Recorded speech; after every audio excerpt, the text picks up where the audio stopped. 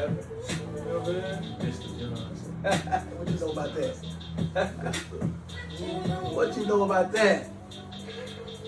Hey man, we back.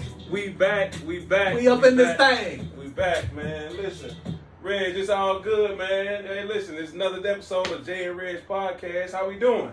I'm good, brother. Welcome to all of the people in the stratosphere that have been asking, and every time I run into somebody and say, "Man, y'all ain't gonna shoot no podcast. Y'all ain't gonna shoot no podcast." But we back. I know we say that every time, but we back. Man, there you go. We gonna see. We back. We gonna see. We back. Listen, I'm down with it. Down to rock with it, man. And listen, I'm excited. There's been a lot of stuff going on since the last time we got together on this in terms of the podcast, man. Like you said, I've been having people, man. There's a lot of stuff. Jay, what's going on? When the show coming out? What's this? What's that? Right. And so, man, now we here. We got a few topics we want to talk to, and just kind of get a feel, man. You know. Thank y'all for being, for pushing us to get this thing going. And man, I'm gonna say this. I haven't said this before, but I promise, we're gonna have more episodes. Too much stuff going on. I've been trying to stay quiet on some stuff. Yeah. One, because man, my kids playing, and so I try to stay in the gray area on that type of stuff. And one thing about it, Jay, with what we do. And once that basketball season starts, and I'm not making an excuse, but once that basketball season starts, it's a lot of moving pieces. Yep. I mean, you're doing color commentary for the Little Rock Trojans. You following both of your boys. I'm refereeing all over the state of Arkansas and a couple of surrounding states, so forth and so on. So a lot of times it's difficult for us to get together and do something. Yeah. You know what I'm saying? But, man, we got stuff where we can do it, in different places. So we're going to figure that out, man. Right. But, man, we back. Listen, enough of that. Y'all ain't trying to hear that, man. Listen, welcome to another episode of JayNReg podcast. Man, we got a lot of stuff going on right now. It's Tuesday, and I hate to date us. Yes. But it's a few days before the state championship. It's championship week, Jay. It is, man. It's championship week. It is what it is, man. So, man, I'm excited about what's going on. Tell me, Reg, give me a couple of your matchups. One that you surprised that's in the state championship game, right? And then also give me a win or two. Okay. I will say this here, and I'm going to say it's a little bit of a surprise, but when I saw him early in the season, I saw some things in him that I was like, and I think I might have called you, I might have reached out to Kale, so forth and so on, because we got this little group chat and we go back and forth about different things. But that Little Rock Central High School boys team, at the time when I saw him, it was early in November. They had a couple injuries, and I had said to myself, well, man, if these guys come back and they get healthy with what they got a chance. They got a chance. And it looks like they put it together, Jay.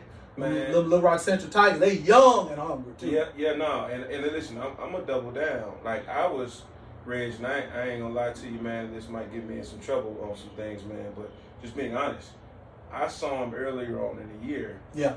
And I'm looking at that team. Yeah. And I'm saying, Reg, that's the most talented team in the state. Hands down, like when so deep. When Twin comes back, Clay Blair, for y'all that's not familiar, Big Twin. Big Twin. When he comes back, man, they are at least 8-9 deep of guys that can go a lot of different places and start. Yeah. And so, but with the depth comes buy-in. Yeah. With the depth comes culture. With the depth comes, man, you got to be willing to sacrifice. Yeah. And I saw early, now I'm talking about November, December. Yeah, November, December. And even January, to be honest, I saw like, a little clunkiness in it. I'm going to go, so I questioned if they even liked each other. You know what I'm saying? In terms of like playing ball with each other, right? If it fit, because they got a lot of guys that do some of the same stuff. One of my favorite players over there is the kid Bob Hope.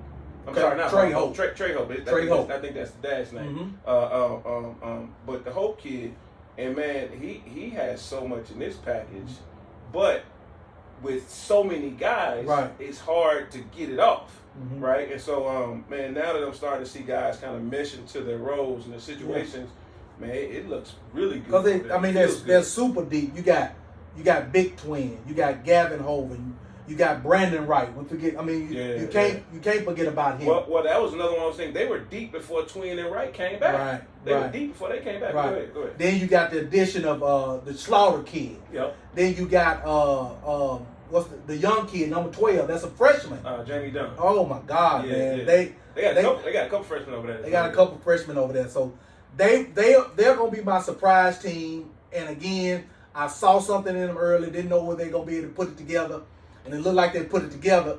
And I'm gonna tell you like this here: as well skilled and locked in as that Bryant team is, they're gonna have to come with their A game because them young boys is coming. Bro. Well, who gonna win then? Don't tease. I'm not gonna call it. I'm not gonna call it. Man, I'm just saying. Them young boys. We've been gone too long. We gonna be gone too long. Cat gotta say something, man. We ain't gonna just talk about it. It's gonna be difficult for me to bet against CB and RJ. It's gonna be difficult for me to bet against them guys. Yeah. But if it's anybody that can knock them off, it'll be them young boys. It'd be Central. Listen, man, I was going back around, just being honest, man. I didn't know what Central was going to show up with that North Little Rock bunch, and I really like the North Little Rock bunch. Yeah. Elijah Bryant, absolutely, and Kevon Smith. Yeah, because they play a certain, everybody right here know North Little Rock plays a certain brand of basketball, right? And Day coming back and listen, man, because early he wasn't getting a ton of minutes, right. But now, at the particular point in time during going into the playoffs, man, you couldn't keep him off the floor. Keep him off the floor. I went to the North Little Rock Bryant game, and it was a show. Yeah. Right? It was a show. And so I didn't expect Central to get out of that round against North Little Rock. Right. But, hey, I was wrong. You know what I'm saying? Right. So now getting into this versus Bryant, I think Bryant has a little too much swagger. They've been there. They know what it is. They know what's going on. I don't think you're not gonna find a moment where you're gonna rattle CB. You're not gonna rattle. The moment's not gonna be. Yeah, you're not gonna rattle RJ. You're not gonna rattle KD. You're not gonna rattle some of the guys over there that do a lot for that particular team.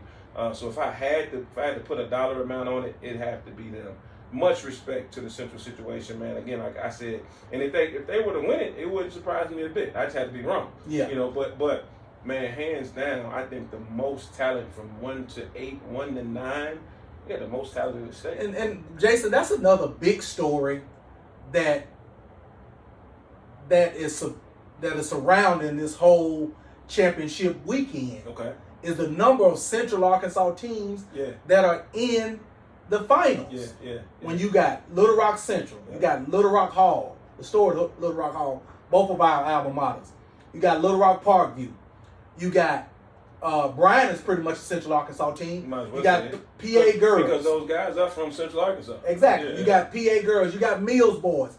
So you're talking about 6 or 7 teams from right there in the Central Arkansas area. Wait. Did you say 2501 John Bell Road?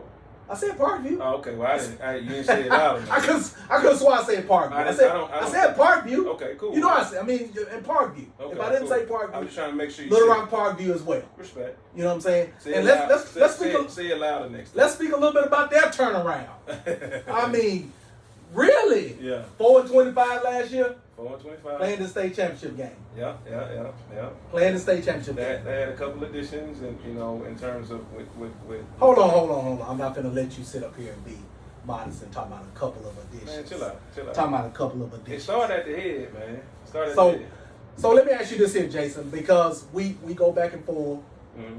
We go back and forth, just in our conversations or whatever, our text messages or whatever. We know that you brought your son back to Arkansas to play his senior year. Yep. And you had several different options on what you could have done as far as what you wanted to do with your kid for his senior year. And I want to get this opportunity to put you on the spot and ask you why Parkview? Why did you choose Parkview when you could have said, okay, well, we can do this or we can do this, and so forth and so on? Yeah, man, and I've only told maybe 1 or 2 people the reason why. Okay. The real reason why. Talk to talk to everybody. We came back, man. We've always made it hard. You know what I'm saying? We've always took the situation that wasn't the prettiest. There's there's a lot of things that we go after, Mm-hmm. but there's some things that we really, really are after, and that's I wanted him, going into the ninth grade. Right. A lot of people don't know this. Freshman year. As a freshman, we were leaving PA, and we took a visit over to Little Rock Christian. Okay. I don't even know if you I did knew not. I did not know that. that Is completely new to me. Going and I'm supposed to be your best friend, and I did not know this. Man, yeah. Jacob, my nephew, and I did not know this. Yeah, Go ahead. we took a visit over to Little Rock Christian. That was because of a great relationship with Blocker over there. Gotcha. Got a chance to visit Blocker this past week. Good dude. Big really good dude. Yeah, man, good with Blocker, good with Wesley. Right. Two beautiful brothers in this community. And so we were looking for a place to go, and I wanted to challenge my kid. Right. And again, also too, man, I'll be honest, I didn't know how good he was going into ninth grade. I knew he had the skill, I just didn't know what all he was. Right. Because middle school he was PA. He was Yeah, PA. I got you. So PA to finishing 8th grade. Right. Then 9th grade, we were looking for where we were going to go. We knew Right. we were going to go somewhere else. So now we get over there, and I realized, we choose to go to Maumelle. Man, went over there and played with Markel and Rochelle. Yep. Man, Doing some good things down there at Holmes College. Yeah, my guy, man. So they were supposed to be in that rebuilding year. If you remember, they had lost 8 seniors the year before. They did. Right? And played in the semifinals or the finals. Something like that. And so this was supposed to be a rebuilding situation. I just knew my kid was going to be able to go play. Mm-hmm. And he was going to be able to be on the floor. I knew he was going to try to figure things out. Well, long story short, he ends up having a really good freshman year, having a really good sophomore year. Put up numbers, made some steps in the right way. Right. And so I knew from there, man, we were gonna try something different. Try to do something else. Right. So now we go to prep as things transpired at Maumelle, just wanting the next challenge. Right. So he was on board. Family was on board. Him going to prep. Right. Unfortunately, we picked the school that I don't think used him in the right capacity, and I'm not the best situation. Yeah, well, yeah, he wasn't getting used in the way that I think needed to happen. Right. Just being perfectly honest. Mm-hmm. And so now, Reg, man, we get there, and after a while, I realized, they're not. They're using him as a shooter only. Mm-hmm. You know what I'm saying? We got to do some more things. Corner, you know what they call it. Corner boy. Yeah. Corner boy. And so, man, we decided to get out. I was fine with him leaving out early, but he said, man, Dad, I'm working on 4.0. I want to stay to at least semester.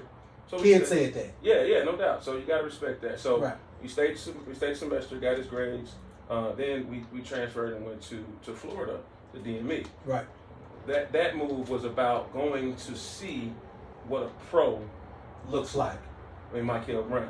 Got a chance to develop a great relationship with him, his dad, his family. Got a chance to see what a pro looks like, how dad moves. How does that relationship happen? Has that relationship always been there? No. Or is this something that just developed? No, it just developed. Okay. Just having conversations, really sticking my nose into things, figuring out what's the best situation. Right. Heard from guys that were out and about. You have different people, different right.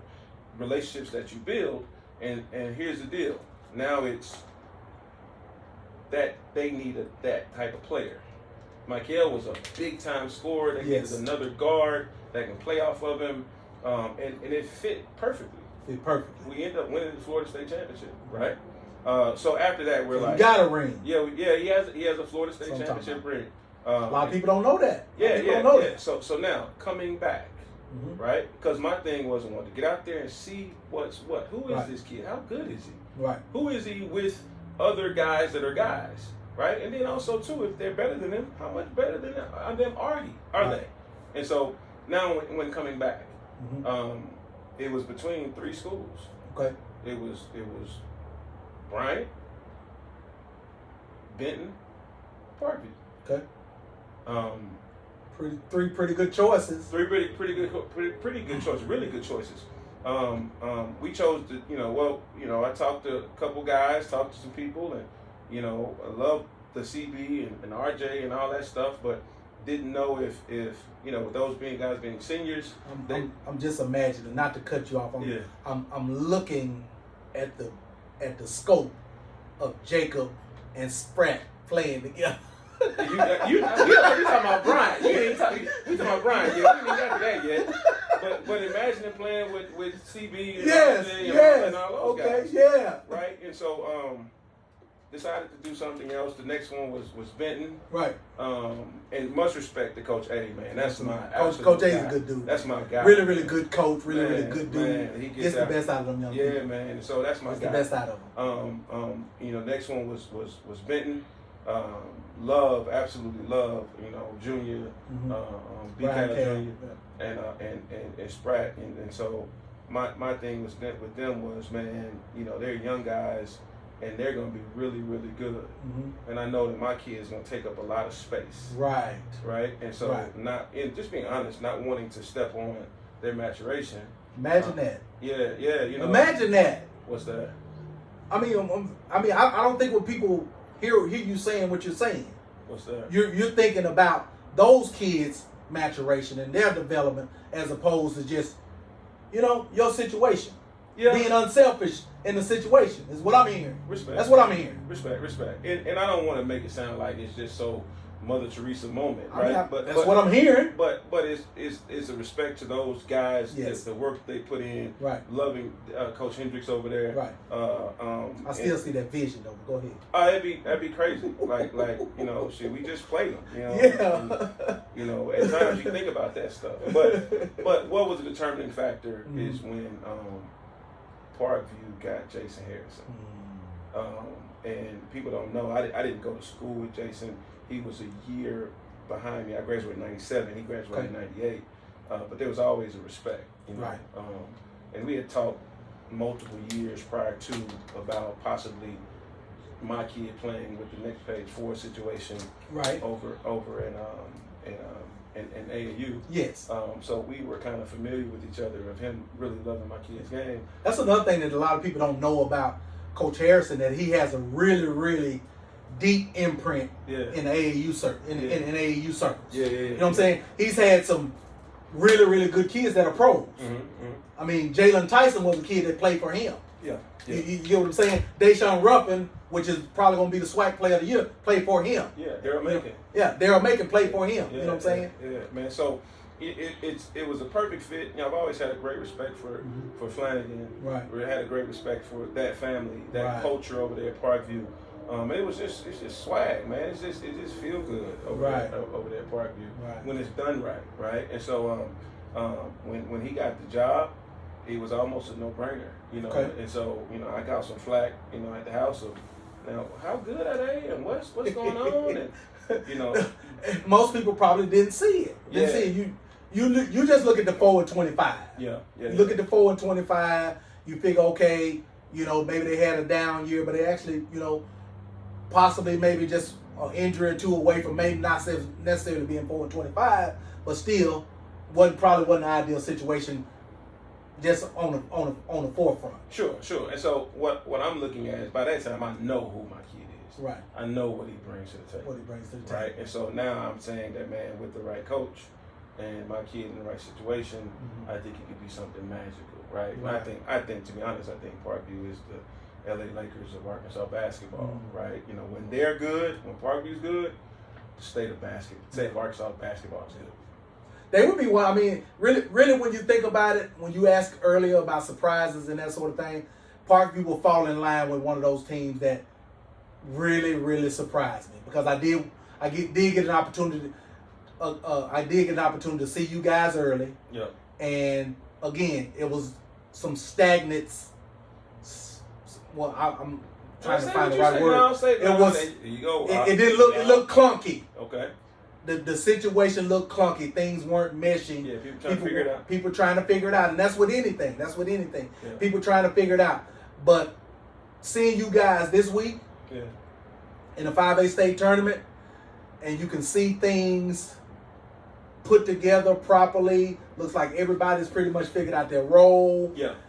Coach is drawing up some awesome game plans and running everything through Jacob and Hansberry and those other complimentary players. I love what 22 brings to the floor. Yeah, He guards. Josh Wills. Okay, Josh Wells, that's his name. Josh Wills, yeah. He guards.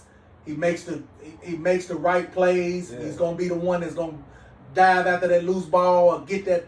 You know what I'm saying? Get that tough rebound. All of them gonna do that. They Yeah. They ain't gonna sit down. Yeah. Kobe Bear gonna go get that loose ball. Yeah. Conway gonna go get that loose ball. He got that's what I'm saying. You gonna get that loose ball. You added those. You Yeah. added those two football players. They Yeah. make a difference. They make a difference because Yeah. they know their role. They just go out there and play. Yeah. You know what I'm saying? They just go out there and play. Great kids too. Yeah, they just go out there and play. The kids look like they're really, really having fun now. Yeah. They Well, that's like what really, it was. really having fun. Early, we had 7, 8, 9 seniors, right? And so early guys are thinking, I need to be doing this, I need to be doing that. And so after a while, you start to mesh in the things that need to happen and things that don't need to happen. And I think Swoler's done a hell of a job of making sure that it's going on right. And so now we are where we are. But that's the reason why. You asked me initially, why did I pick Parkview? Is because I felt that there was a great need for him there. I felt that he can come in and step in and be. And can you honestly say you saw the vision, the championship vision? You saw it. You and Swole got together and you guys saw that. Again, I know who my kid is. Okay. And he came back for a few things. Right. Winning state championship was one of them. Okay. Right. And so, not saying that there won't be any kind of stuff and adversities and things like that. But yeah, man, why come back here just to be good? Let's go for it. Play and put some numbers up. Yeah, let's go for it. Play and put some numbers up. You coming back to try to get that ring. Sure. Try to get that ring. We'll see, man. I got a great Marion team. That's man. Let me tell you something about that. Let me tell you something about that 5A tournament. Okay. This past week in Farmington. Probably one of the best put together tournament by the host team, Farmington. They did an excellent job with everything that they did as far as how the tournament was ran. You know what I'm saying? The collection of top level talent, in my opinion, was probably the best out of all of the other tournaments because you can look at, even on the girls' side, you had Easter McCullough, which is probably the #1 rated player in the state. She's nice. She is She nice. Yeah, she's nice. You know what I'm saying? Yeah. And they're playing in the championship game. And probably the Gatorade Player of the Year on the girls' side, and Whitley Rogers was at Little Rock Christian. Okay. You know what I'm saying? You got Anthony Spratt Jr., probably the top, I ain't going to say probably is the top 10th grader in the state of Arkansas. Then you got Jacob and JJ. So you're talking about all of this talent in that 5A, man, and the teams, the coaching, the coaching that was going on in that 5A, man, it was unbelievable. It was unbelievable. So I want to go a little bit deeper. Talk to me. Right, you talk about Paul. So I want to talk. I want to go a little bit deeper in terms of the talent. Right. Because I believe that the Spratt, the Jacobs, and the JJs are high level talent. Right. But the Eli kid over at Farmington. Oh my God. Man, he put on a show. Yes, he did. He put on a show. I mean, Yes, that was unbelievable. I love Press Taylor. Yes. Man, I love Coach Taylor over there at Farmington, man. Yeah. That was one of those games, man. I go watch the Little Rock Christian Farmington game. I had, to be honest, Farmington winning that game prior to my bracket. Okay. I know Taylor is a game plan was tremendous coach, game plan. right? And then it's at their home, like that means something, right? And man, we were in there. Me and my stepfather were there, and brother, you know how you normally sit in a place and then you have a gap, and then your other person sit right on the other side. Ain't no gaps. You had, hey man, somebody sitting right there. Yeah. You know what I'm saying? So ain't no gaps. You in there sitting. I mean, you standing room shoulder to shoulder, and then even the bowl was full of people, standing right? So man, that was Coach Cal was there. Standing room only. That was an atmosphere that was unbelievable. Yeah. And it would be hard for anybody to come out with a win on that. But no, man, I love that. Marion with the Neil kid over there. They got a kid named Randall, 22. Yep. They got Randall. a kid named Lil John that plays well. Number 13, number 13, the big. He plays really, really well. And they play well. They play together. I saw that first round matchup, and man, I said, oh shit, somebody's gonna have a problem because they playing for each other. right? Marion was one of those teams that I saw early in the year that I felt like was going to be somebody that was going to get some people some trouble. Yeah. I saw them early in the year in the matchup showcase. Yeah. The matchup showcase pretty much had a lot of those teams, a lot of teams that are actually playing in the finals. Mm-hmm. One other thing that we cannot forget, the McCullough kid on the girls' side had a 50 ball. Yeah, yeah. I mean, just you don't just go out and score 50. Yeah, no, you don't. Not in the state tournament. Not in the state tournament. Not in the state tournament. She goes out and she gets 50. When I say she gets 50, it was a unique thing. She had 48 through 3 quarters. They up 30 or whatever, and I think she was trying to break her mom's record. Yeah, that's tight. Break her mom's record. Yeah. Mom put her back out there the first play. Oh, her in mom the is the fourth. coach? Her mom is the coach. That's tight. That's tight. Mom is the coach. Hey, first off, listen. Kudos to coaches that lets kids go get that. Go get that record, 50. Or go get whatever. I had to call Jason and Janet. Go get that 50. No pun intended. Yeah. But kudos to those coaches, man. And I'm not saying let a person stay in to try to get 60, 70, and it's 20 points off and blank, because you mess around and get your kid. But it wasn't nothing against sportsmanship, because here's what she did. And even I could tell that the other coach didn't really have an issue with it, because what she did, the girl's so good that if she gets an open look, she going to make the shot. Mm-hmm. They had the ball to come out for the fourth quarter. They run a play for her. She shoots the 3. She hits it. Mom calls timeout immediately and get her out of there. Yeah. Immediately and get her out of there. Yeah, that's what. You know what I'm saying? And it was a big deal, man. It was a big deal. Yeah. She's special. She is special. No, she was. She is special. Some Just great. Nice girls basketball up there. Nettleton made a run. And they had a buzzer beater to send them to the semifinals. Beat Lake Hamilton. Mm-hmm.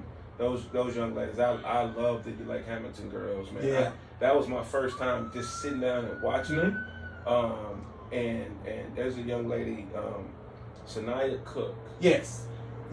And from what I'm hearing, she's a volleyball player, but she plays basketball as well. I'm like, 4-year starter. I'm like, man, she needs to play basketball. Yeah.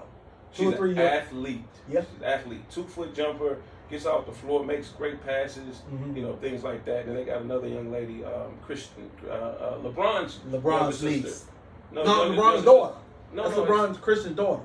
I'm talking about LeBron the kid. That's his sister. That's what I just said. Yeah, my bad.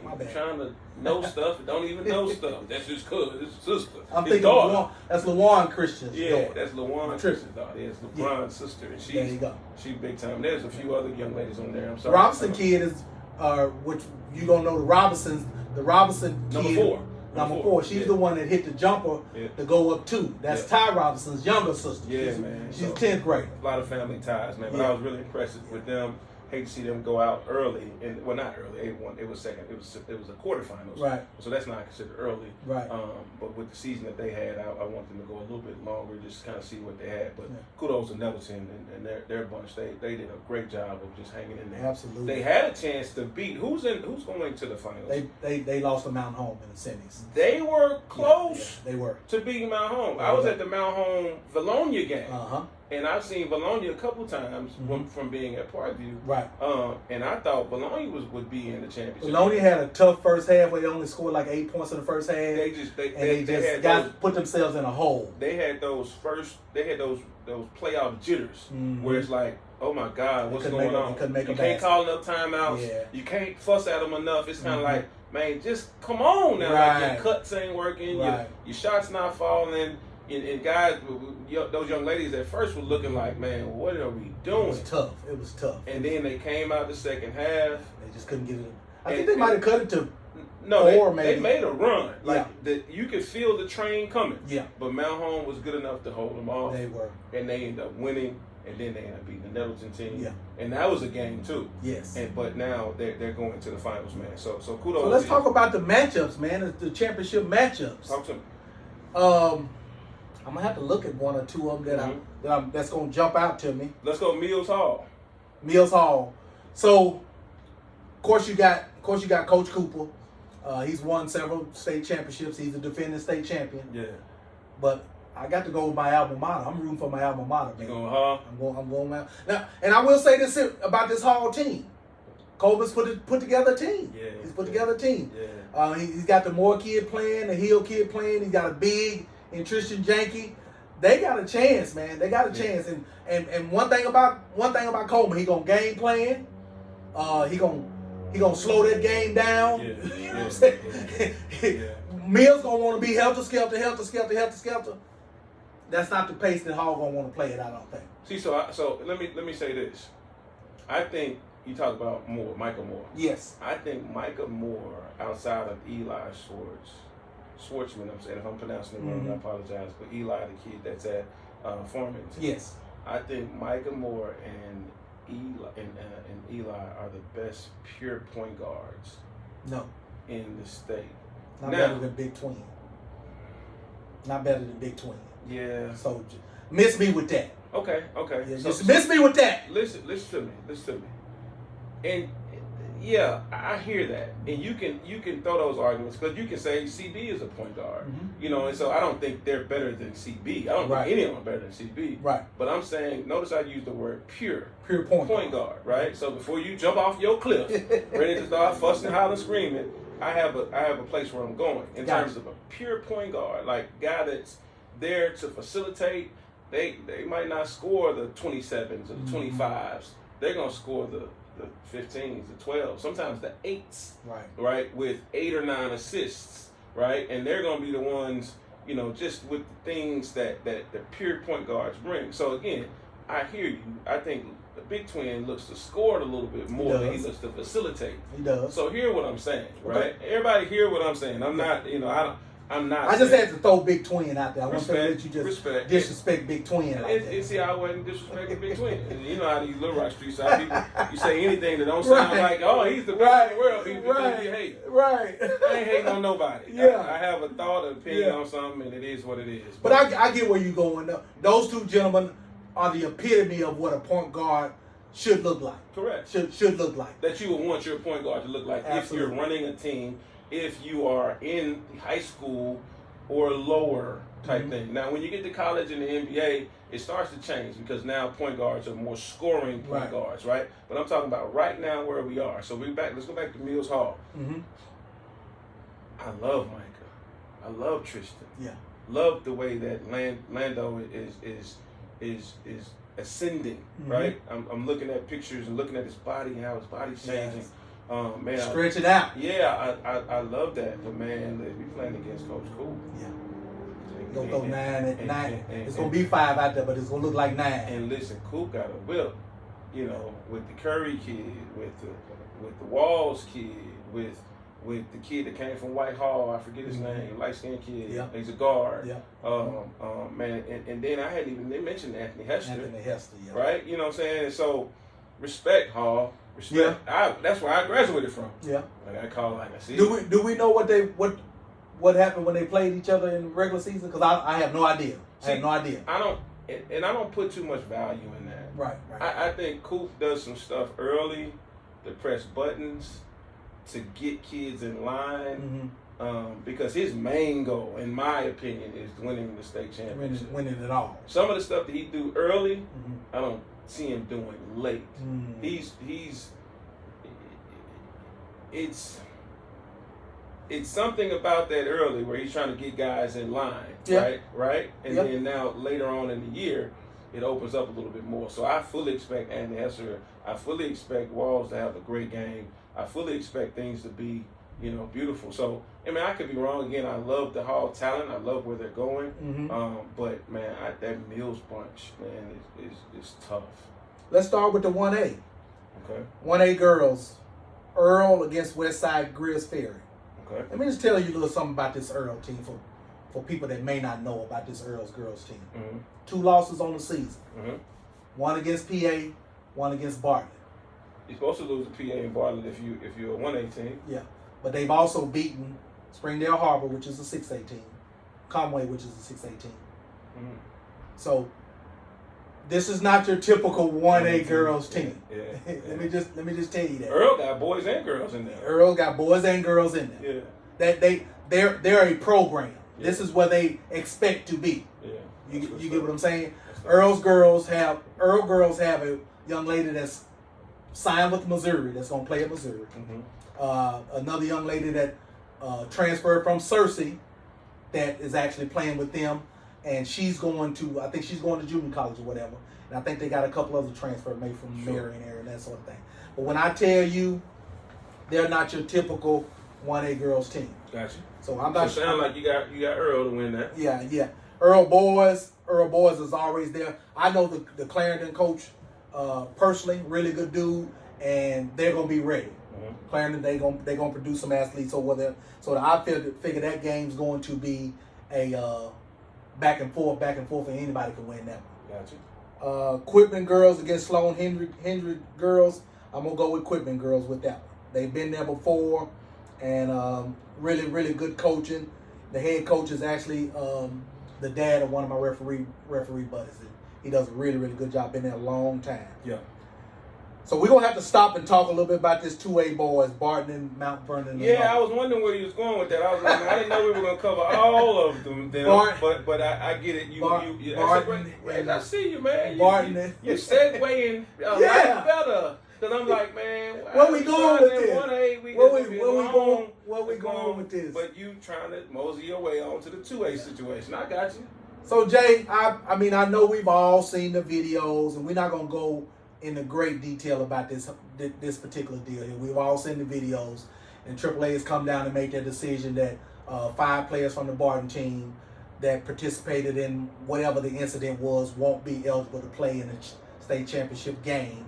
And 7 players from England were ejected from this particular game. Sure. Doesn't really have a bearing on them because they're not playing anymore. It's really, really an unfortunate situation, and I hate it for those kids from Barton. I've been following them. I watched them a couple of times early in the year, and they really, really, and I'm not saying they don't have a good chance because, again, they didn't specify who these 5 players are. So we don't know who these 5 players are. They won't be playing or whatever, so forth and so on. And are they not, when you say not playing, does that mean they're not in the building? They won't be in the building, I don't think. Wow. I think I don't think that they'll, the way the rule reads, I don't think that they are able to participate in an extracurricular activity, their next extracurricular activity. Yeah.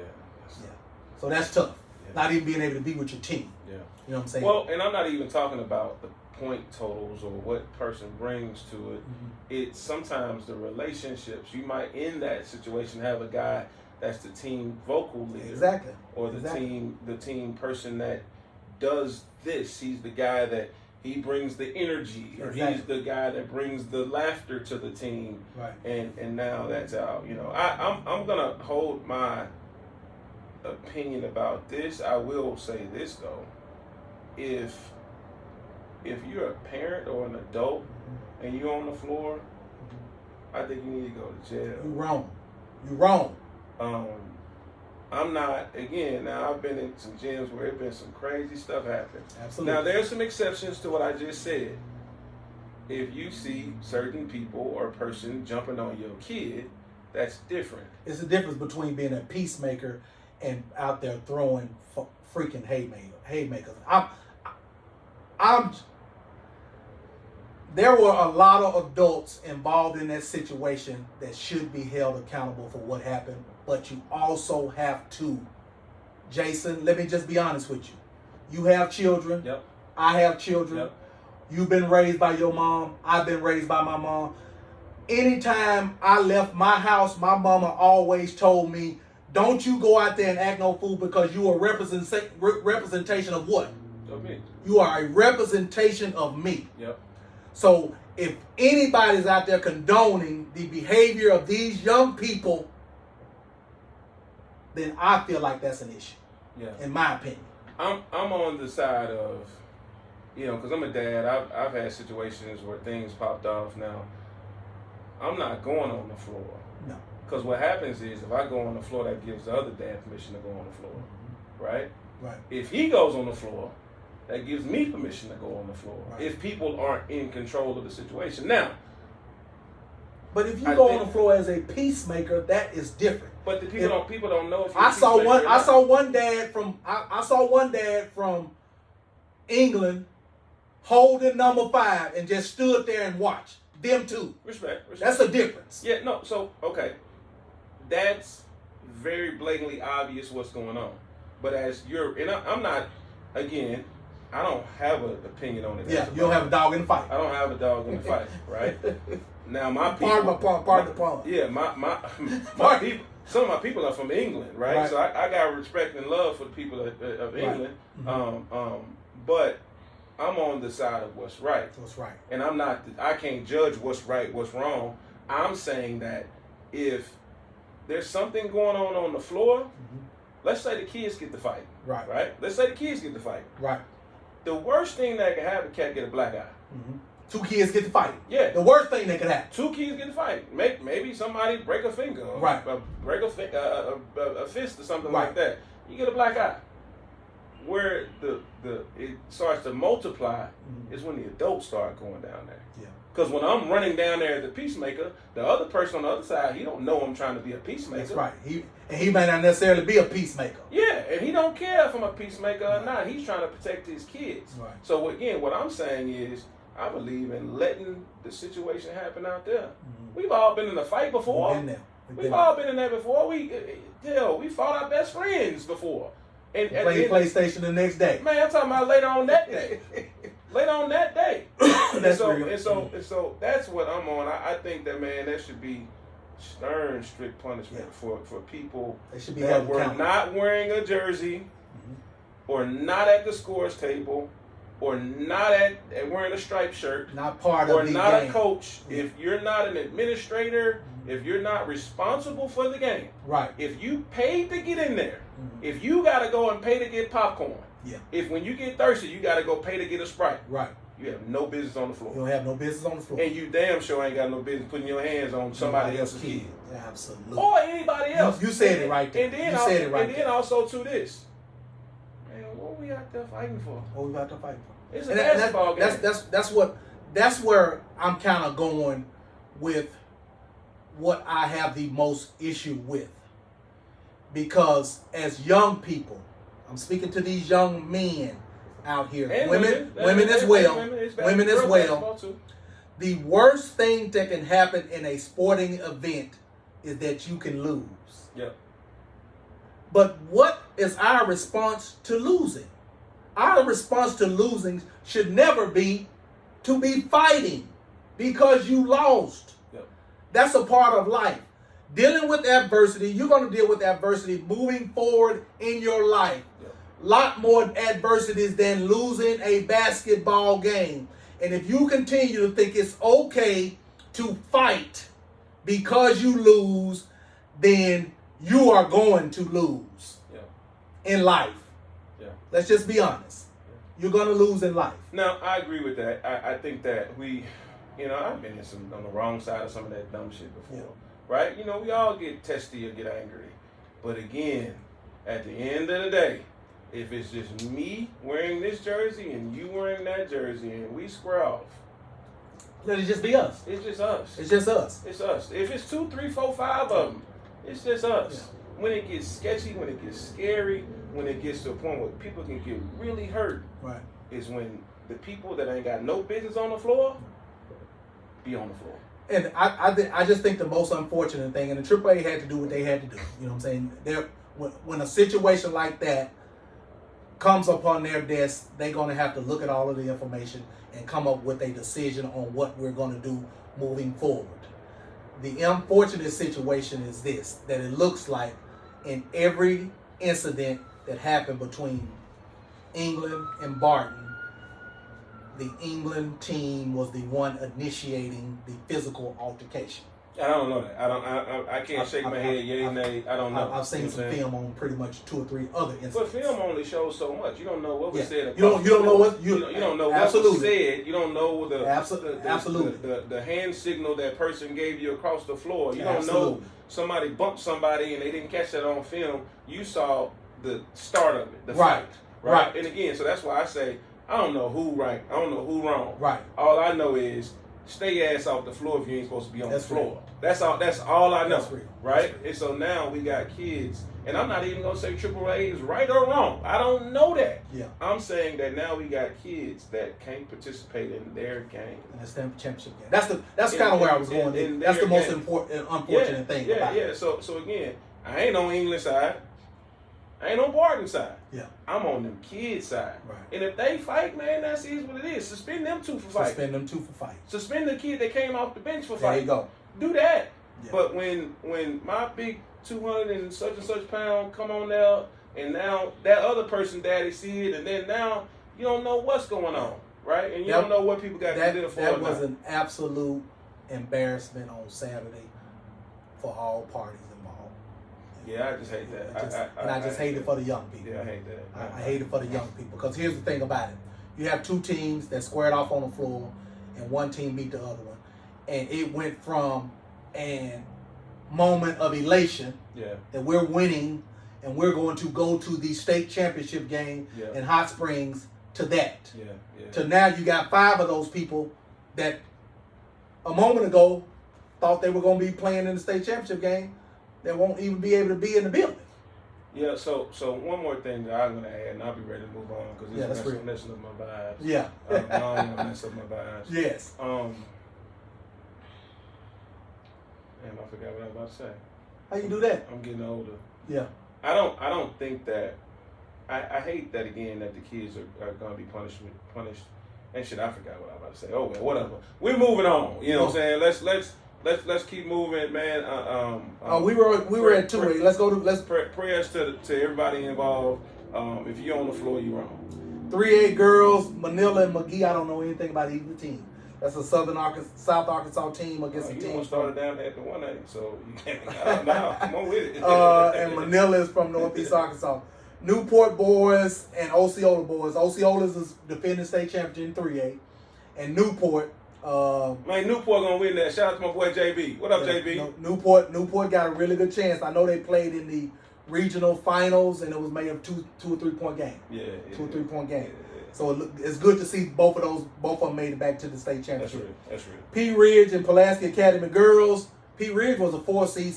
Something happened weird in their district and regional whatever that bumped them down to 4 seed. But apparently they were a damn good 4 seed. Mm-hmm. So this P. Ridge Pulaski Academy girls game should be real good. I got one. Shout out to my boy B Level. I got one name. Randy Stewart. Randy Stewart, yes. PA gonna win. Well, Greenlee Elbow as well. Greenlee Elbow. Randy Stewart. But shout out to Greenlee too. Greenlee Elbow. I'm familiar with those. We talked a little bit about Mills and Little Rock Hall. I'm gonna go with my alma mater. And I'm going with Mills. Okay. So you gonna go get your alma mater? Yeah. I mean I love Hall, but it don't mean I gotta. This ain't who I love the most. Yeah. Right? This another little storyline about Hall. Wait, okay, go ahead. This ain't who I love the most. This is who I think I'm winning the game. This is not. I'm not emotionally tied to it like that. That's real. I'd love to see Hall win. Right. So I can say one more for the orange and blue. Right. But if you're asking me who I think is gonna win, man, I rock with Mills right now.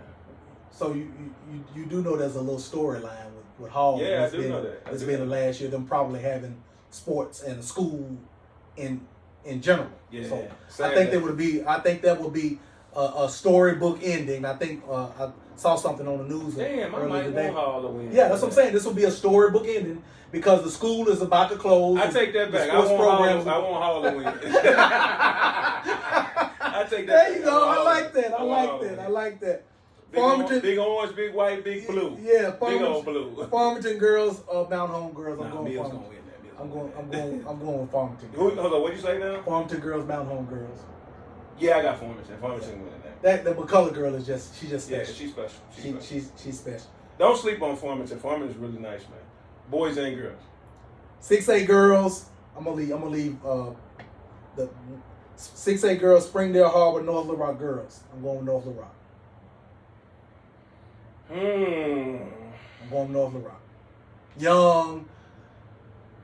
Young, talented bigs. I'm gonna say this: if North Little Rock win it this year, they got a chance to win. It's gonna be hard for anybody else to win it because they got a chance to win 2 or 3 They got years Cash's daughter. Yep. They got Danny McCall. Shout out Danny Mac. Sunday Adebayo's daughter. Yeah, man. Shout out, but don't step on my shout out to Mac. What up, Mac? Shout out to Mac, man. I see you. I see you working, Chief. If they win it, it might be lights out for a while.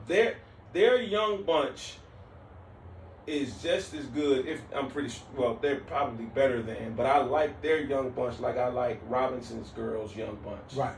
Robinson's girls young bunch in the 4A is nice. Yes. And they young. They like freshman young. They freshman young. So that I'm really interested in looking forward to seeing girls basketball in the next couple years. Yeah. I'm gonna go with Harbor has a. Harbor, I'm gonna go with has Harbor girls, and then for the next 3 years, I'm going North Little Rock girls. Say back to back. Give somebody else a chance to win one, but no, respect to that. Respect to Central boys, Bryant boys. I'm going with them young guns, man. Can I be honest? Yeah. And I'm gonna get killed for this. Yeah. But we're in JayNReg's podcast, so it is what it is. It is what it is. I had Central getting beat in the first round.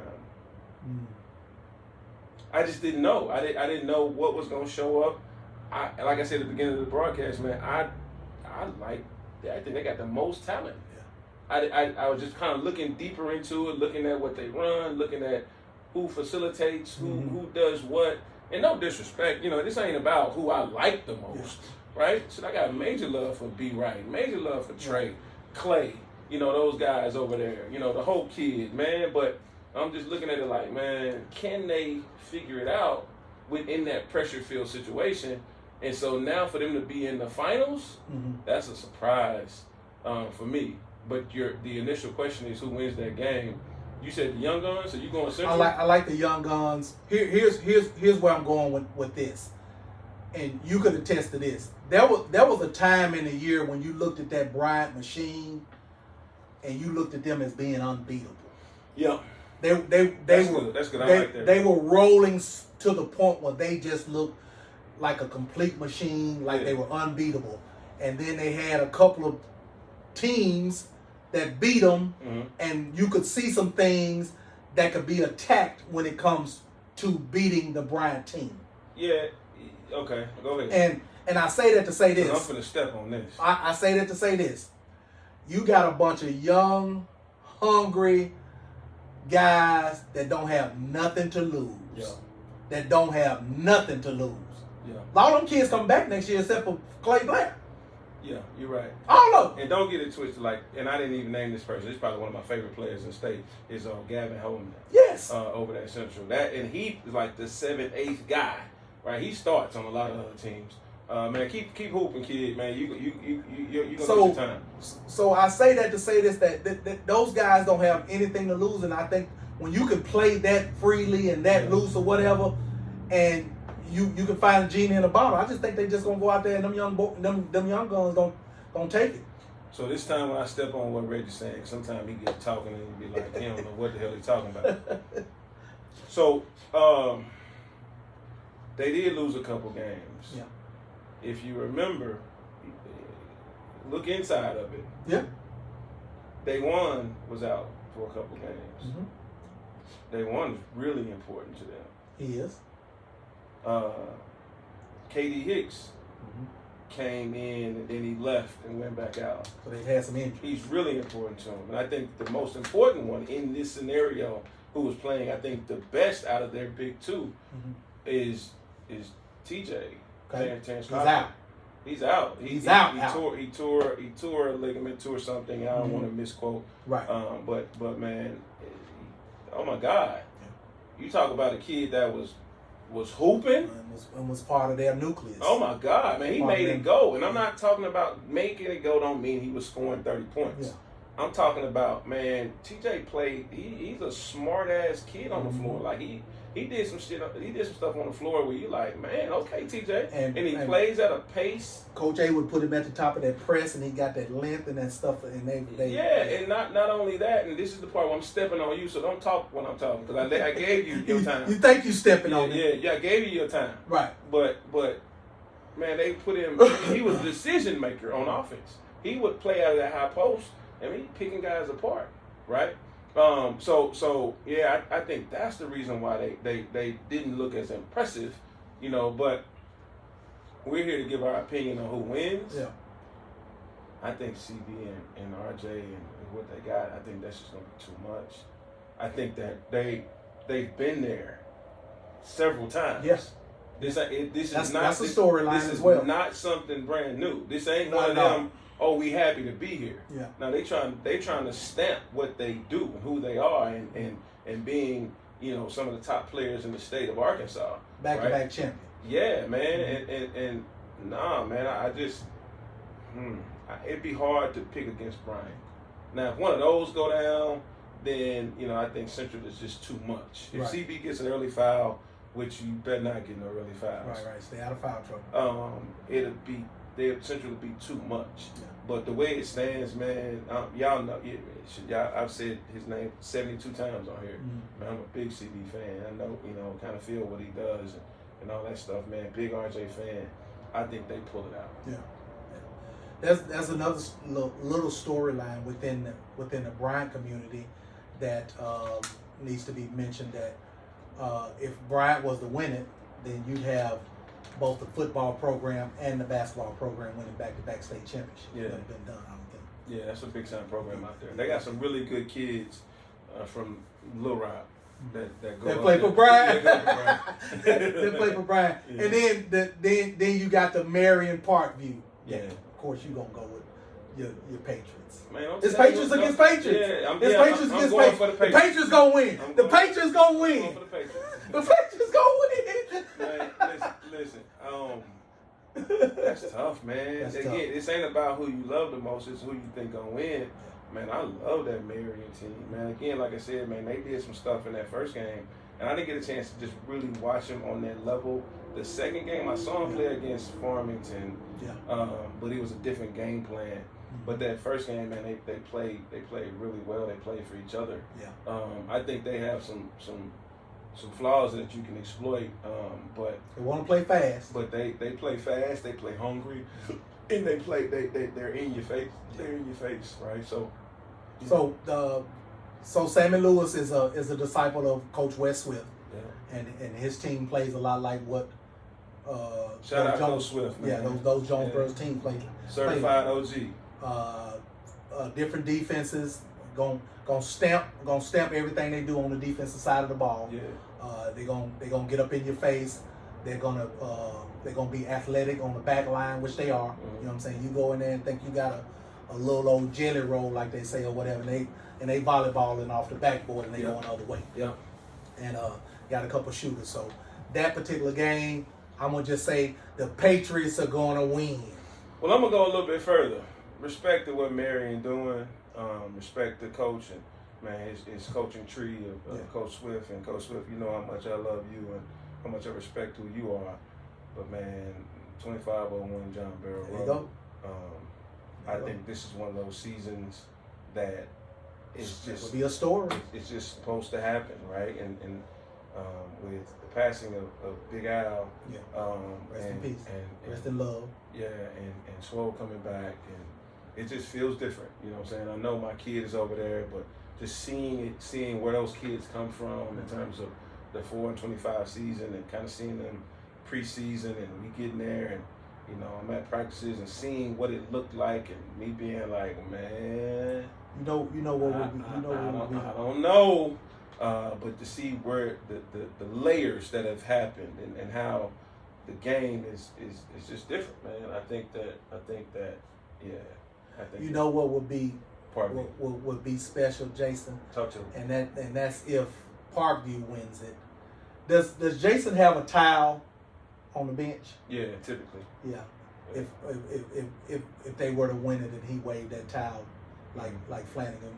Well, he got his towel don't. He don't be wave it like we need to get him a towel, man. Well, see, I'm hating now, and I'm gonna step on him. Yeah, man, he have a towel. It ain't swaggy enough. It's too big, man. He got a big old like a bath towel. Like, hey man, make it one of them face towels, bro. Like, man, Al used to have this towel. It would be swagged out, man. Wouldn't that be neat though? Jason got a big old. I try to stay out of the way and try to stay in my place, but I be like, man, You should get him a towel, man. I ain't buying no man no towel. What you talking about? You should get him a towel. Nah, respect and love, man. Get him a But towel, nah, man. his I towel think be that too would be big, man. It just is. Shout out to Coach Harrison too. Man, absolutely. He really has turned that program around. Absolutely. Man, when you look at somebody, and that's when you look at somebody like Coach Harrison, that you look at and you know where he came from, what he's done for the state of Arkansas when it comes to basketball. His story, when I say his story of being a walk-on at Ole Miss and getting on scholarship and being a 4-year player and a starter, so forth and so on. Everything he's done, he's had to earn it. So kudos to Coach Harrison on everything he's done up until this point. Now, are you sure he was a walk-on? He started as a walk-on. Okay. I want to say he started as a walk-on. And I may be wrong, but I want to say he Well, started. put allegedly. Don't be stepping on his scholarship if he had a scholarship. I'm saying. If you don't know he had a scholarship. Okay, but then if I'm wrong, then Coach Swoll, you be the first to tell me that I was wrong, that you were a scholarship player from the jump. Hey, respect. But nah, man, he's done a hell of a job. Now I ain't saying we agree with every single thing that went on, and there hadn't been some tough times, man. But the overarching thing is, man, getting those 12 guys or however many guys to play as one. Right. And man, Reg, he's done a hell of a job with that. So it's hard to go against that. And it's hard to go against that kid number 24. Yeah. You got a special one up there. And got a special one up there. He's playing really, really well. Unfortunately, he took a lick. Guy going for a ball, and did some stuff to his ankle. He's a little hobble. He's a little hobble. So right now we're trying to get him 100%. But man, I think that it's gonna be hard. It's gonna be hard to beat Parkview. Right. So yeah. So Jay, we talked about state tournament. We talked about the championship games.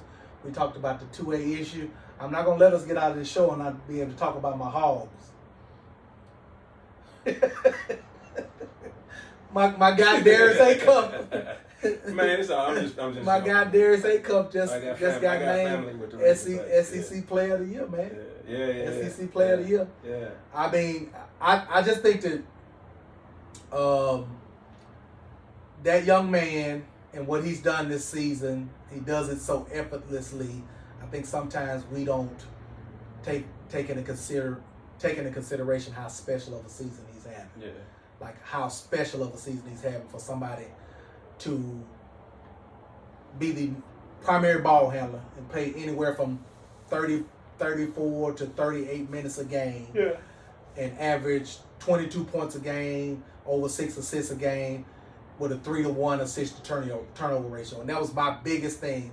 Like we talked at length about him prior to the season, so forth and so on some things that we felt like that he had to clean up or whatever.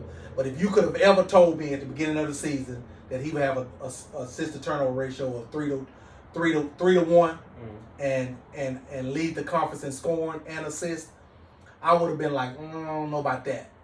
Maybe scoring, because he's definitely a score first type of point guard or whatever. But I just can't say I see that in his game. And he's really Cal has really given him an opportunity, gave him the keys, and he's really developed into, in my opinion, one of the best players in the country. Yeah. I'm gonna agree with you on that, Reg. I didn't see that. I didn't see what he is now. I got a chance to see him multiple times. You got to see him a lot. I saw him twice last year at IMG. Right. And when Jacob was with DME, so we got a chance to see him. And I knew he was a scorer. Yeah. I knew he had certain things in his bag. I didn't know he had facilitation. I didn't know he had certain things that has helped him in the college game. Because you can't just come into the college game and think you're going to score 35 and it be like that. Well, the way he meshed, and then also with the addition of Malik Thomas, having seen him. You didn't see that working? I didn't see that working. Yeah. I didn't see that working. We talked about that. Both those guys are ball dominant. Right. Magnets to the ball. Like they're always alphas too. Always, going towards the basketball. Right. But I think that speaks to Cal. Yeah.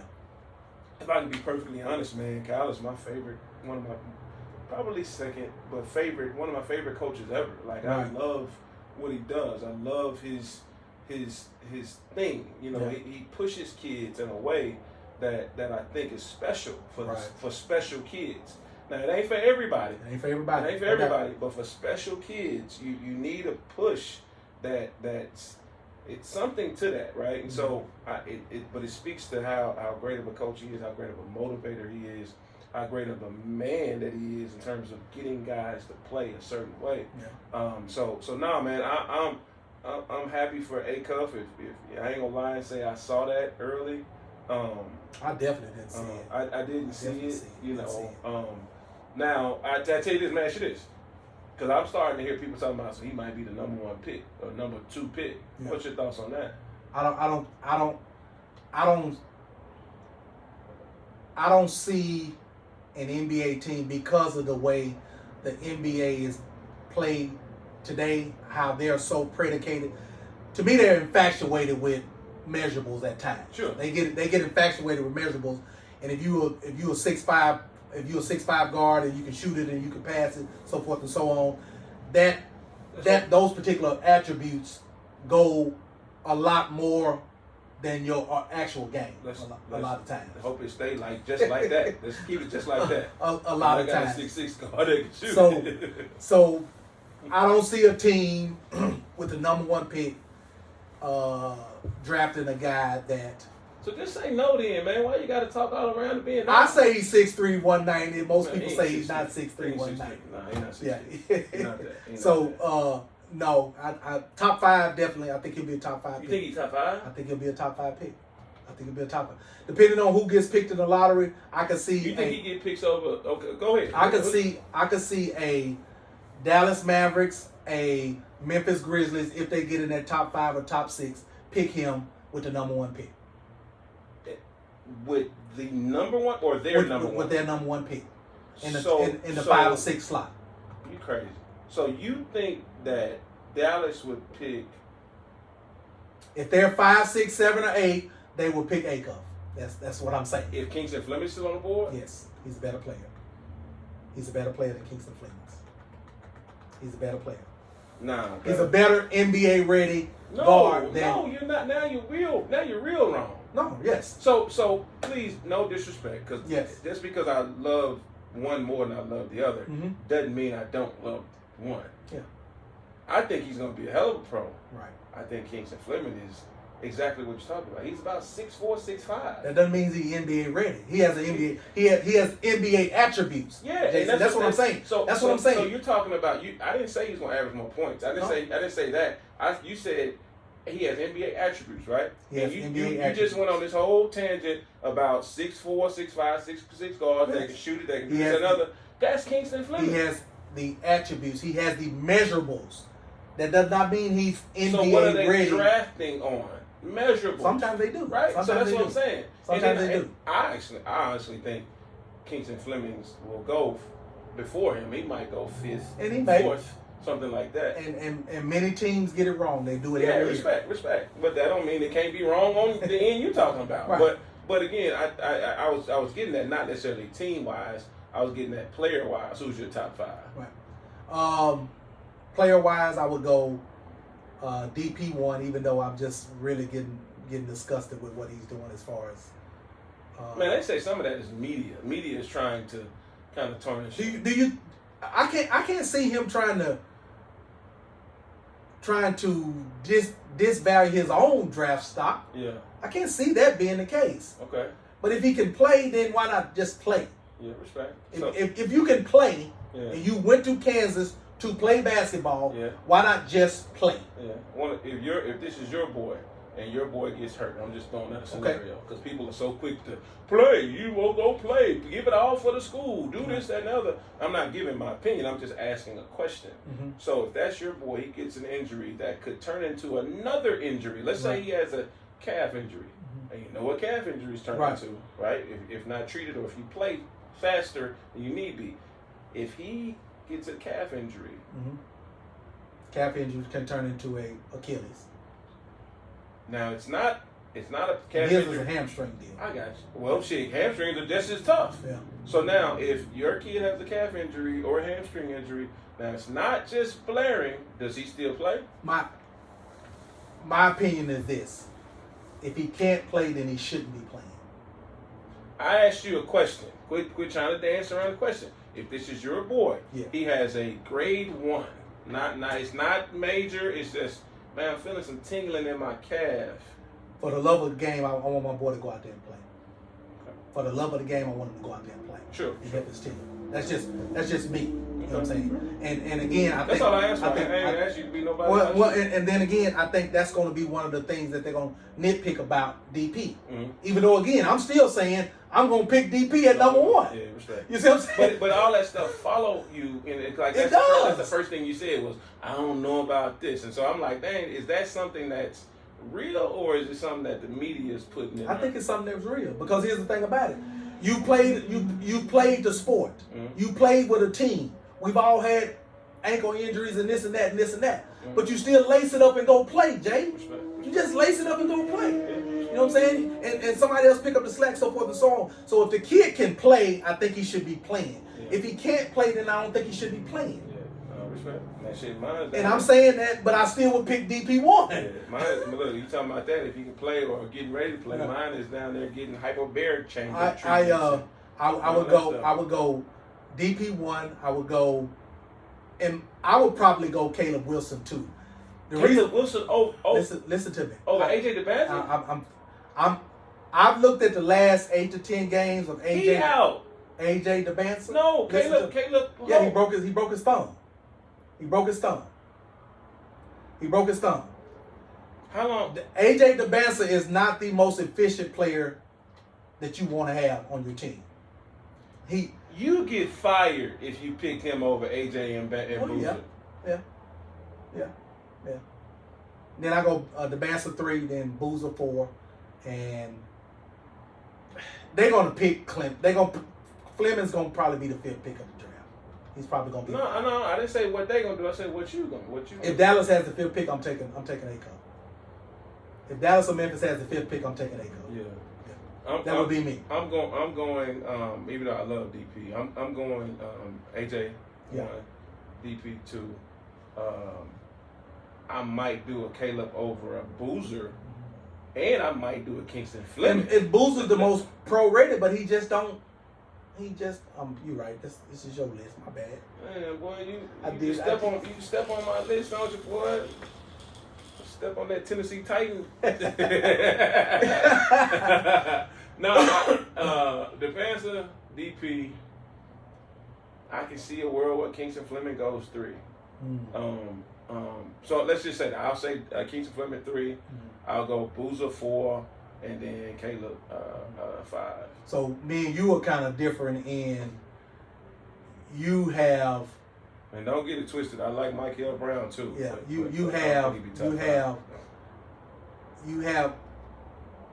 you've placed some value in Fleming's, and I've placed less of value in the Banson.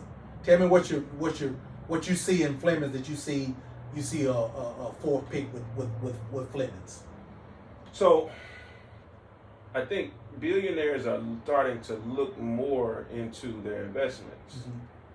We're not going to get the kid that's maybe a little bit better than the kid that's not the problem. Right. The problem kids, and I'm not even going to put names on it, but we know what a problem kid is. Right. A kid it's a me first, it's an entourage, it's all of the above. It's a feel that you get, right. You know. That kid, I think, is starting to be devalued a little bit more, and the kid that's on the rise is the kid that's the gym rat. I just want to be in the gym. I ain't got no life. I just want to be in the gym. Right. I ain't gotta go to no club. I don't know Kingston Fleming like that. Right. First time I saw him was when he was in the 9th grade. Yeah. And he didn't play on the circuit like that. No, he played for the San Antonio Future, San Antonio something like that. We were playing them. We were in Kansas City. Their older team was playing the game before Jacob, and I remember I didn't know who he was. And just watching the floor, And it was this kid that just kept standing out. And come to find out it was him. And so from then on, I just kind of followed his journey. And so, man, Reg, he's a quiet kid. He's still a baby in a sense of just certain things. And so that's the kid I want to start my going further with. He ain't a kid that's gotta be in the club. He ain't nothing wrong with the club. We've all done it. But he seems like he's laser focused, and I think that type of kid, name a couple of those type kids. Moses Moody. He'll be in the league for 16, 18, What's his NBA comp? Tyrese Maxey? Something like that, maybe? I like Maxey. I don't think he's as shifty as Maxey. Right. But I think he's stable. He's more Jason Kidd. Right? And I'm not talking about early Jason Kidd. That was the ball whipping all over the place. I'm talking about later Jason Kidd. He shot the ball respectfully. I think Kingston Fleming shoots the ball a lot better than Jason Kidd.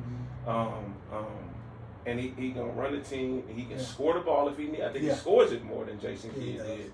And what I mean by my comp with Jason Kidd ain't some of the stuff that people think on the surface. He's more cerebral. He's more going to lead. He's a freshman playing with freaking Kelvin Sampson. With those older guys. He don't even like playing freshmen. You see what I'm saying? He done say it a million times. Those older guys. And he's demanding their respect. That speaks to a person that can come in here, keep his head down, and get stuff done. And that's why. What's Acuff's comp, in your opinion? I don't know, man. Stephon Marbury. I've heard Derrick Rose. I don't know Derrick Rose. I've heard Allen Iverson. I don't know if it's Allen Iverson.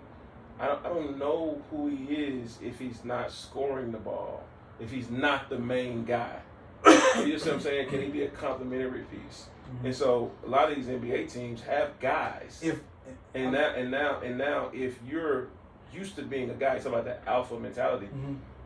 Does that take away from the guy? I'm not saying it does. I'm just asking a question. If I know that Kingston Fleming can go in a situation to be a complementary piece, and that adds to the value of my team versus it's now a battle. You see what I'm saying? I really think that with Acuff, you're talking about a player that if he did it more on the defensive end, then you could look at that. What you were saying about that number one pick. If he defended like a Wagner, if he could defend like Wagner defends with all of the other attributes that he has, then I'm looking at him as a number one pick. You looking at Acuff as number one pick? Number one pick. At 6'1"? At 6'2.5". He's not 6'3", Reggie. 6'2.5" league guard.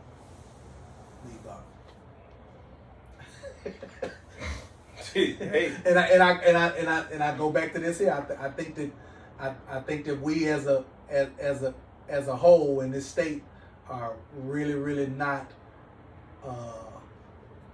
understanding how special of a season he's having.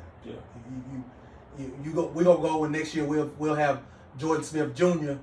and you be like, yeah, he does some really nice things, and he may come in and tear it up, but I just don't see anybody replicating the season. He's replicating the season that Pistol Pete Maravich replicated. Well, but also too, Reg, you got to look at it what he has around him.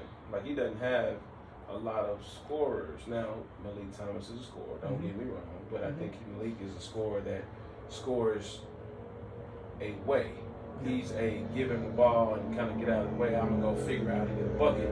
Other than that, they don't have scorers, guys that just put the ball in the basket. I think sometimes it could lead to the situation can open up. For instance, if my kid goes to Bryant, he doesn't score like he's scoring it at Parkview. You see what I'm saying? He doesn't score like he scores at Parkview if he goes to a certain place. I think certain situations open up different areas of your game. He'd have to be more of a facilitator. Now, my question, and that's why I pose the most question marks with certain guys is, can you be something other than what your superpower is? Well, and with him, I don't know if he cannot What's not his superpower? be the guy. What's his superpower? Being the guy, being the main scorer, being the alpha. Is his superpower not being efficient as well? Because here's the thing about it. It's plenty of guys out there that's the guy. I'm efficient because I'm comfortable because I know it's coming to me. And so there's no pressure. There's plenty of people. Listen, there's a pressure that comes with, I know I'm only getting 7 shots. I'm only getting 7 shots. Now I got to make that efficient. Okay. Now if I know I mean it's coming back to me. I can be comfortable getting off of it because I know it's coming back to me. And again, none of this is disrespect. I'm talking about the game of basketball. Right. I don't think some guys, not talking about anybody in particular, have the ability to adjust. Like you need to be able to, all right, this quarter needs this out of me. I don't need to be the guy pounding on the ball a lot. I need to be getting it to this guy, and I need to get out of the way. Okay, the next quarter, the way they're playing now is I need to knock shots down, right? Coach might take me off the ball and put me over here to be a corner boy, right? So you got to be able to do multiple things, right? And I don't think in that situation, I don't think that's his superpower. I think his superpower is being the guy. Being the guy. Yeah. I'd have to disagree because again, when you're handling the ball 75 to 80% of the time, that means you're the guy. Wait, let me finish.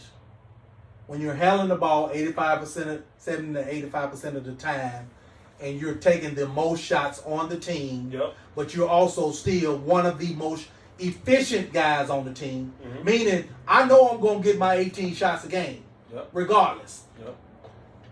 I'm going to make 9 of them. It's plenty of guys out there that's getting 18 shots a game that ain't making 9 of them. Well, they don't need to be the one shooting the ball if you can't make 9 out of 18. That's what I'm saying. That's what his superpower is. Okay, so now, Mr. Superpower, that's fine. We're playing college basketball. Yeah. Now what happens when you're playing against a guy just as big as you, just as strong as you? Or bigger. And now he's 6'5". How much more efficient can you be? Can you get out of the way? Because now let's just say, I'm just throwing a name out there. He goes to Milwaukee with Giannis. Right. You ain't getting 18 shots a game. No. You might get 4. You the number 6 pick. I'm just throwing that team out there, throwing a pick out there. You number 6 pick. Now you got to come in here and you got to get 8 shots a game. Can your temperament, can your personality deal with that? Or do you need to have the ball? Do you need to be able to do certain things? Again, I think basketball or the value in a player is based off of how many things can he be? How many superpowers does that kid have? Can you be a corner boy and knock shots down? Can you handle the ball and facilitate, get people? Can you go put that in the basket? Right. Can you go rebound the ball? Right. And so that's why I think, you talk about the measurables. Yeah, they add up to something. It's productivity is what they add up to. Every game you ain't gonna make shots, and you better be able to do something different. Because sometimes you got that. Speaking of you high school kids, speaking of you high school parents, I hear a lot of people, hey, score the ball. There's gonna be a day. I don't give a damn how many shots you shoot a day. There's gonna be a day when that coach that you want to be impressed with you is there, and that shot just won't fall. It ain't going. It just won't fall. It ain't going. It's one of them games where it's do and they come up out of there. Now what do you have?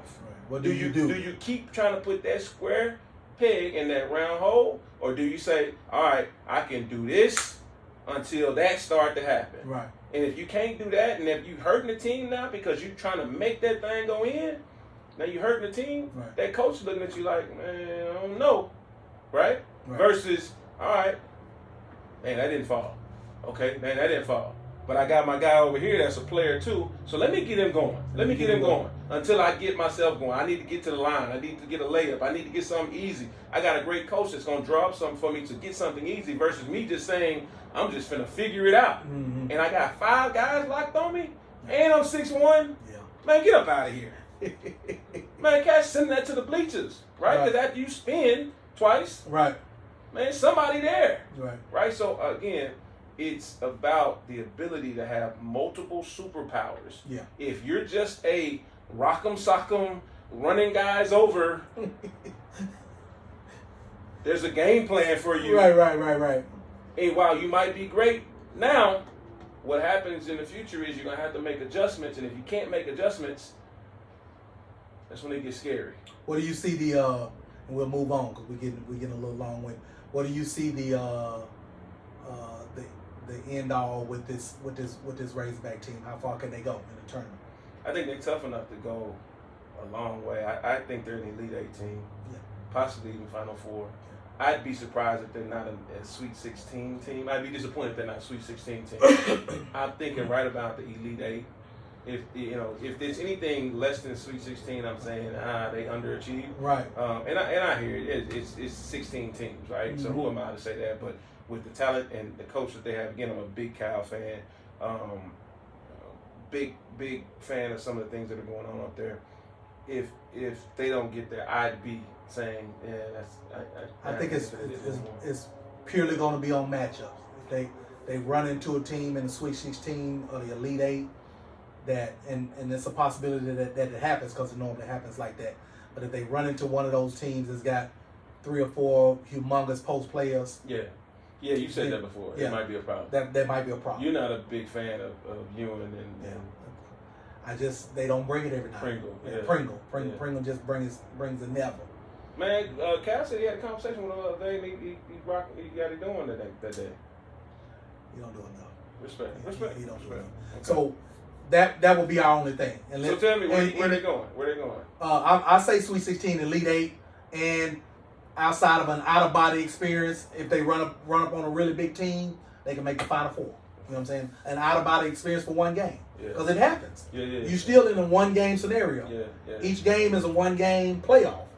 So you run into a Purdue, or you run into a Michigan in the Elite Eight, or you run into a Duke again in the Elite Eight. Run into a buzzsaw. You run into a buzzsaw, and you have an out-of-body experience, and Pringle go get you 10 and 10, and you ain't go get you 10 and 10, you win the game. You know what I'm saying? Anything can happen. Respect. I didn't hear where you were going, but I get what you were saying now. No, I don't think they have, in my opinion, I don't think they have enough shooting. You said that before. Somebody that can relieve some of the pressures of the guys that are penetrating the paint, that are ascending towards the basket. I think you have to have some outlets that can hurt the team by outletting the ball. What I mean by that is to penetrating the pitches.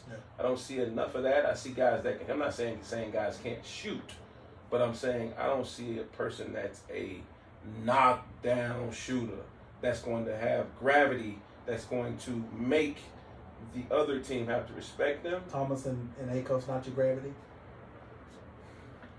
They're that, in my opinion. They're a person that's ascending towards the basket. Did you see the last game when they played Missouri without Acuff? You see the shots that Thomas made? All deep three-point shots, and they were kind of what you're saying. He's capable of it. Again, I didn't say that he's not a shooter. He can't shoot the basketball. I'm saying that I don't think he's a shooter. Okay. I think he can make shots and he can get hot. A shooter is, you throw it over there and it's a bucket. It's a good chance. Kyle Korver, and I know it's only so many Kyle Korvers. It's a Dan Marley. It's a Florida has one of them guys. I forget his name. Isaiah Evans over at Duke. Right. That's a puller. You're pulling the defense a certain way. That's a Klay Thompson. I know I'm naming the top guys. But you that style of player that man, it's a problem, right? You gotta test for that, or he's gonna blaze you. Right? What's your opinion of the Wagler kid? And we're gonna move on. The Wagler kid at Illinois. Keaton Wagler. You seen him play? I've seen. You seen him in the summer. No, I've seen him in the summer. I've seen him about a month ago. We went up to Nebraska and watched the game, and they were playing Illinois. Man, it's one of those things that makes it so much more interesting. It makes it, for my kid, because I can see so much of my kid in him, or him and I don't know, however you want to say it. See some attributes. Yeah, I see some of the stuff, and it's like, man, he didn't have a whole lot of success in high school in terms of playing on the high level things. End up getting a scholarship in Illinois, and here it is. So he's going top 10. I'm really interested in him, seeing how he does. Again, you're always looking for comps. When you got a kid that anybody has a kid that you see some things that your kid does that other kids do, you kind of fall in love with it, trying to figure out what needs to happen for my kid to be in those situations. And so I see some of that. I've been told that. I think Jacob's a little more athletic, but I can see it. So you said you've had some people give you that comp of him. Yeah. So I hear you, but I'm interested to see. I'm a fan of it. I want to see him have great success, because like you said, that's where the game is going. Yeah. It's not about, because he's a gravitational pull. Yeah. And he has the ball in his shoot. hand. And he has the ball in his hand. Because he can shoot it. You gotta guard him. Yeah. He can shoot it. And now, okay, so cool. He can really shoot it, right? Right. So guess what? If he's playing with the guy that's a penetrator or facilitator, he can also get off the ball, right, and do different things. So I think those are things that makes guys special. When you can have multiple superpowers, guys that are just caught up. Again, you parents, you kids, don't get caught up in just scoring the basketball. You got to do more than that. You got to be doing more than that. You got to do more than that. Yeah, man, we could talk for days and days about this freshman class, man. I mean, it's one of the most talented that we've seen in quite some time. And don't sleep on some of these kids in the 26 class. Yeah. Right? It's some Absolutely. kids that are just as good. I don't think it's as deep as 25. Yeah. But it's some kids that are some players that are gonna shock some people. It's gonna shock some people. Right. And they get in the right situation. Yeah. In the right situation. Man, Reg, we got one more show coming up soon. Yeah. We want to get on here after the state playoffs finals. is over. Yeah, after the finals. One thing I want to do next show is come up with our top 40. Let's 40? Let's do top 40 in the state. Top 40. Top 40 players, top 40 boys players in the state. There's been a lot of conversations about who's the best, who's this, who's that. You got a lot of talent. I've been on record multiple times of saying that this crop of talent, 27, 28-ish to the 23, 24, those classes were collectively the best talent that we've had in Arkansas. Collectively. Quite some time. Right? Overall. Right. In Jason's opinion. I'm not saying that the 2027 class is better than the 1996 class. I'm not saying that. I'm saying collectively, when you add all those classes together, put them together, that group, that 5-year span, is some really good basketball. Kudos to all these coaches. Yeah. Kudos to the people that are grassroots. Kudos to the people that been working with these kids. There's a lot of names. I don't want to get the name and names, and then you forget somebody. Now you getting a text message to call. You ain't say me. Right. But if you forgot about me. Yeah. If you've been working with kids, if you had a 2025 team, if you had a 2026 team, even when they were in the 3rd grade, right, and you've been cultivating that talent and pushing those kids and holding them accountable, and they grow off to be, the cluster of kids, man, kudos to you. But man, I think that there's some unbelievable talent. We got a great 2028 class. You mentioned Elijah Spratt. I'm sorry, not Elijah Spratt. You mentioned Anthony Spratt Jr. Special. Really high on my list. There's gonna be some people that are gonna be surprised at where I got him in my top 40. You got Elijah Bryant. Really high on him. I didn't know what he was before the year. I knew he showed everybody. I knew he had some stuff. I didn't know he was this, right? I didn't know he was this. I didn't know he was North Little Rock Alpha leader good. I thought he was a North Little Rock player, right? Maybe lead them in scoring good, but this is something different, right? B Cal. Right, there's several kids in that 28 class that I'm big on. BJ Williams over there at Parkview, I think he's gonna be a late bloomer. Yeah, he's doing some big stuff for us over at Parkview. Okay. And so again, I can't name all of them. But, right. But yeah, now we're gonna come up with our top 40. We're gonna piss some people off. That. Might as well give them something to talk about over the summer. Man, they gonna talk regardless. And then guess what? Mine ain't gonna be in high school no more, so I can talk. You know what I'm saying? So and some of the stuff I try to be respectful, because I know, man, cats will, take stuff the wrong way. Even at the AAA topic, I don't want to, because mine is up for a particular award, so I don't want to offend anybody on that. Right. But after that, it's all good. It's all good. So, listen, man. Anything else, Reg? Nothing, man. We ride on out. Hey man, we really appreciate y'all for joining us in the JayNReg podcast. hopefully what we said made you feel something, man. I ain't tripping on it if it don't make you feel good on everything. But we ain't here to please everybody. But know that we just call it like we see it. Some of these games, some of these teams and stuff, it's not about who I like the most. It's who I think is gonna win. And so when you narrow it down like that, it is what it is. It ain't about your baby and disrespect. It's about this game of basketball that we all love. Yeah. So other than that, man, peace.